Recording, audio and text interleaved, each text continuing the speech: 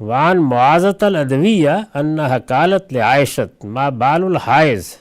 تقضی الصوم ولا تقضی الصلاۃ قالت عائشہ کان یصیبنا ذلک فنؤمر بقضاء الصوم ولا نؤمر بقضاء الصلاۃ۔ معاذہ عدویہ بیان کرتی ہیں کہ انہوں نے سیدہ عائشہ سے کہا یہ حائضہ عورت کا، ایام والی عورت کا کیا معاملہ ہے کہ ان کو یہ تو کہا گیا ہے کہ وہ چھوٹے ہوئے روزے پورے کریں، لیکن یہ نہیں کہا گیا کہ چھوٹی ہوئی نمازیں بھی پوری کریں۔ تو سیدہ نے فرمایا کہ یہی دین کا حکم ہے، رسول اللہ صلی اللہ علیہ وسلم ایسے ہی ہمیں یہ ہدایت فرمایا کرتے تھے کہ ہم روزے پورے کریں، لیکن نماز پوری کرنے کے لیے نہیں کہا جاتا تھا۔ تو یہ انہوں نے گویا یہ بتا دیا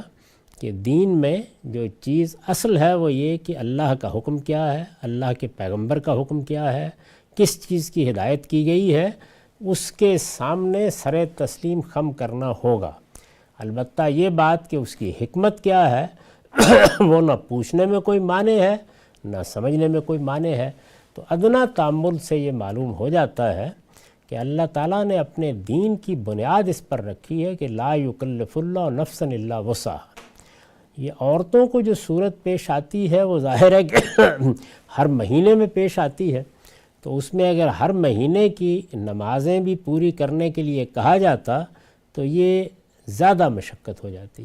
عبادات میں یہی اصول قائم کیا گیا ہے کہ اس میں مشقت کو ایک حد میں رہنا چاہیے معاف کیجیے گا۔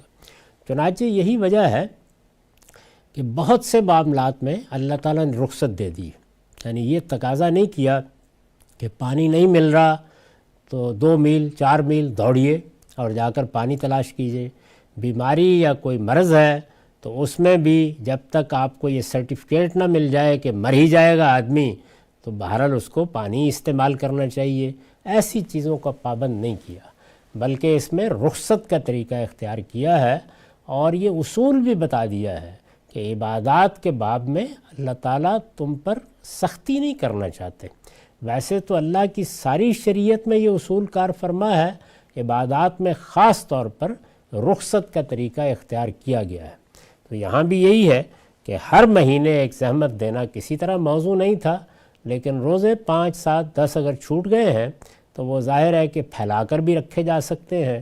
کوئی 2 ایک ماہ میں رکھ لیے، 3 ایک ماہ میں رکھ لیے، تو 2 3 ماہ میں بھی اگر پھیلا دیں اور ہر مہینے میں بھی ایک روزہ رکھ لیں تو بہت آسانی سے سال بھر میں پورے ہو جاتے ہیں۔ اور یہ اوپر ہم نے ابھی پڑھا کہ سیدہ عائشہ یہ کہتی ہیں کہ میرے روزے تو مؤخر ہو جاتے تھے جو مجھے پورے کرنے ہوتے تھے، یہاں تک کہ رمضان آ جاتا تھا۔ شعبان کے مہینے میں چونکہ رسول اللہ بھی روزے رکھتے تھے تو اس وجہ سے میں رمضان سے پہلے شعبان میں یہ فرض پورا کر لیا کرتی تھی۔ تو یہ سب صورتیں بالکل جائز ہیں، ان میں کوئی تشدد نہیں برتنا چاہیے۔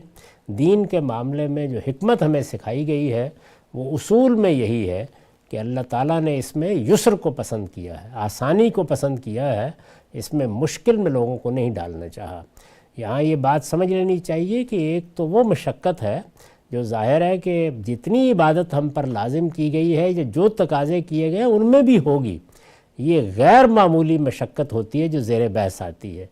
تو یہ بات بعضنا تعمد سمجھ میں آ جاتی ہے کہ اگر ہر مہینے خواتین سے یہ تقاضا کیا جاتا کہ وہ اپنی چھوٹی ہوئی نمازیں پوری کریں تو یہ تکلیف مالا یطاق بن جاتی، زیادہ مشقت بن جاتی۔ تو اس کو اللہ تعالیٰ نے پسند نہیں کیا، اللہ کے رسول نے پسند نہیں کیا، صرف روزوں کے بارے میں یہ کہا کہ وہ پورے کر لیے جائیں۔